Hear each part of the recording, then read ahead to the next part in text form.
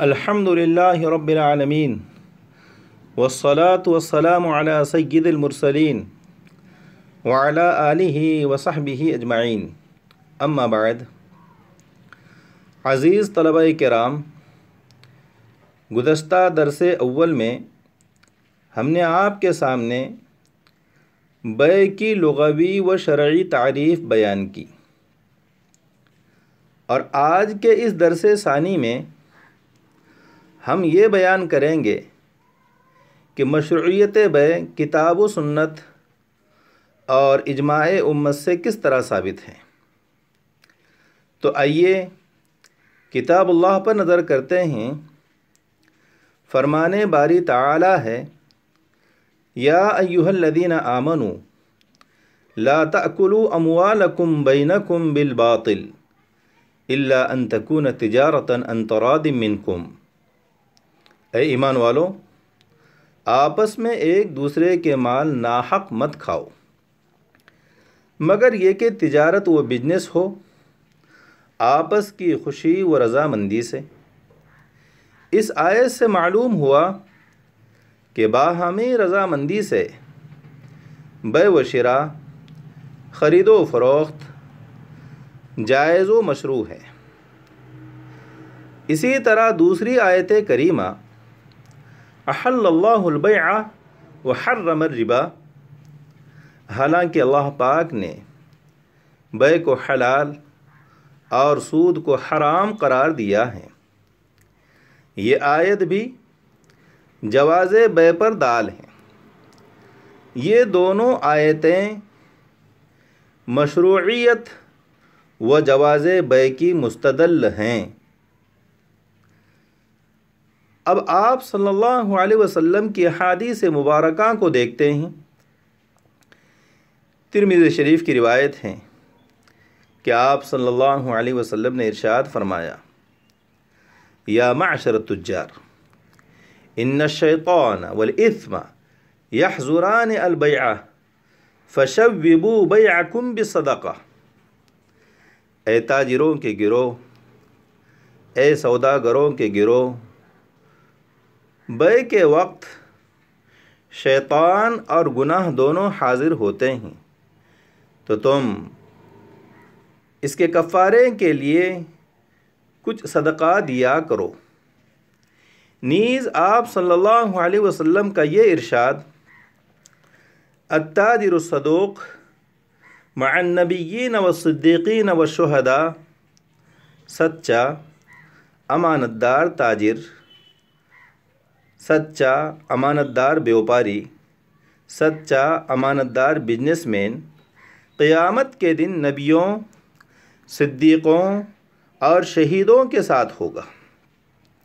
نیز آپ صلی اللہ علیہ وسلم کا یہ ارشاد، ان التجار یبعثون یوم القیامت فجارا الا من اتقى اللہ وبر وصدق۔ تاجر کل قیامت کے دن فاجر، نافرمان اور گناہگار اٹھائے جائیں گے، مگر وہ جو اللہ سے ڈرا اور نیکی کی اور سچ بولتا رہا۔ ان تینوں روایتوں سے معلوم ہو رہا ہے کہ آپ صلی اللہ علیہ وسلم نے تاجروں اور بیوپاریوں کو صدقہ کرنے کی ہدایت فرمائی، سچے اور دیانتدار تاجروں کی مدح فرمائی اور انہیں خوشخبری دی۔ آپ صلی اللہ علیہ وسلم کی یہ احادیث مبارکہ بیع کی مشروعیت اور اس کے جواز کا مستدل ہیں۔ اب اس کے بعد اجماع امت کو دیکھتے ہیں۔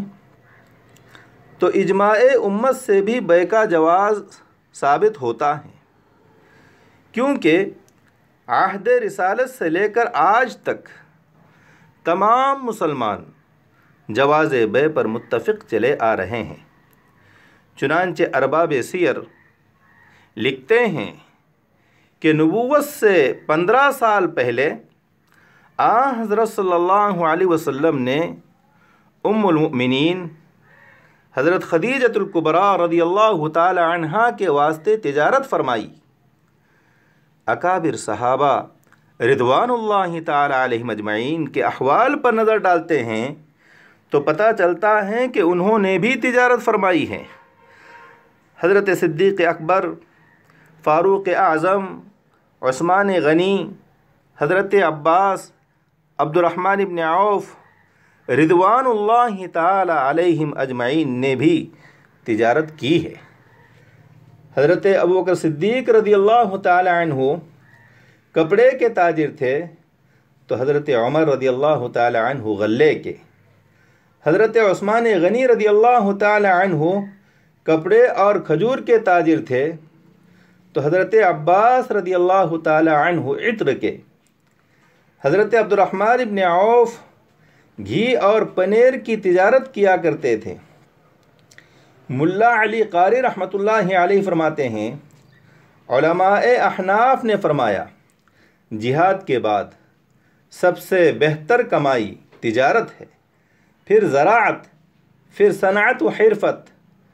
ملا علی قاری فرماتے ہیں میرے نزدیک افضل کسب کتابت یعنی خوش نویسی ہے۔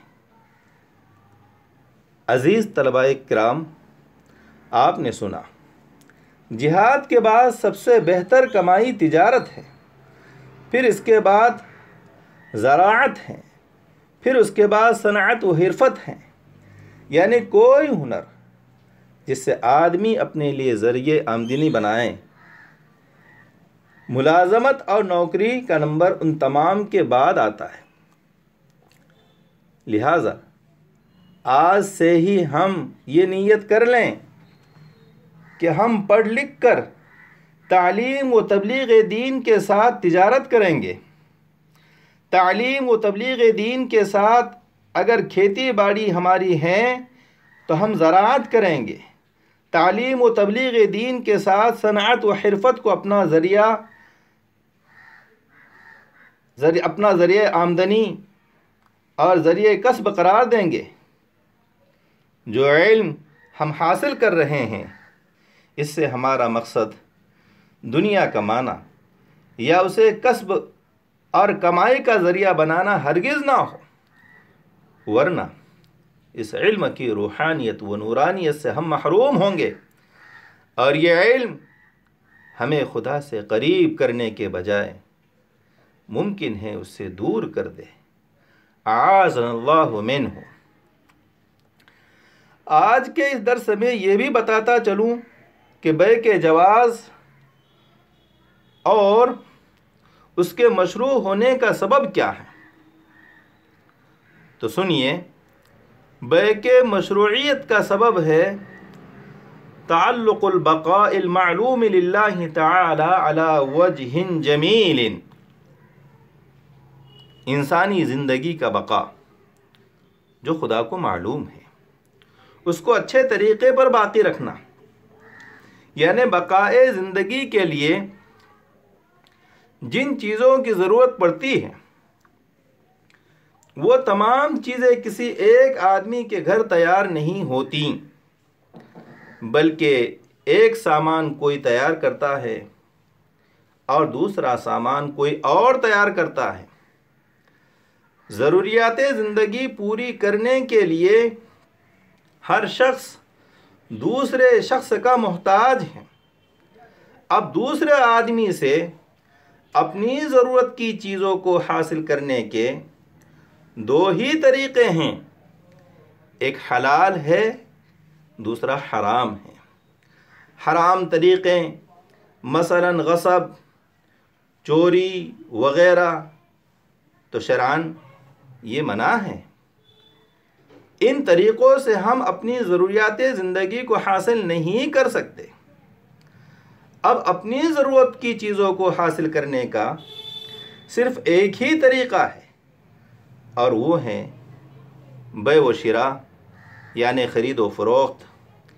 اس لیے بیع کو مشروع کیا گیا ہے۔ اخیر میں بیع کا حکم بھی ذکر کر دوں۔ بیع کا حکم ہے ملک، یعنی مشتری اور خریدار کو مبیع میں تصرف کی قدرت دینا۔ بیع کے بعد بائع کی طرف سے مشتری اور خریدار کو مبیع میں پوری طرح سے تصرف کا اختیار دینا، قدرت دینا، یہ بیع کا حکم ہے۔ مشتری کو اپنے مبیع میں تصرف کا اختیار ہوگا، مشتری کو اپنے مبیع میں تصرف کی قدرت ہوگی، تبھی اس کی ضرورتیں پوری ہوگی اور بیع کا مقصد حاصل ہوگا۔ معلوم ہوا بیع کا حکم ہے ملک۔ آج کے اس درس میں اتنا ہی کافی ہے۔ درس ثالث میں انشاءاللہ کتاب البیوع سے متعلق دیگر چیزوں کو بیان کرنے کی کوشش کروں گا۔ والسلام علیکم ورحمۃ اللہ وبرکاتہ۔